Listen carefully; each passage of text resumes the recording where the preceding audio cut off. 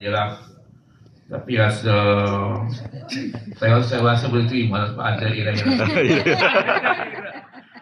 Okey. Jadi Cik Ridwan dia komen tentang wajah saya adalah saya mempunyai kebebasan berprinsip. Saya tak tahu dia ambil mana mantu, saya tak tahu. Mungkin dia berdasarkan kepada saya berbincang sesuatu dengan dia tu, dia boleh buat satu personality saya lah. Tapi itu terpulang pada dia lah, sebab saya pun tak pasti sejauh mana saya mempunyai kebebasan berprinsip. Jadi saya nak jemput rakan saya lah untuk dia komen gambar dia yang saya hasilkan. Silakan. Ni lakaran wajah yang Cik Malik. Tapi masa dia belakang tu dia kata lakaran ni lebih mirip kepada salah satu urus dia.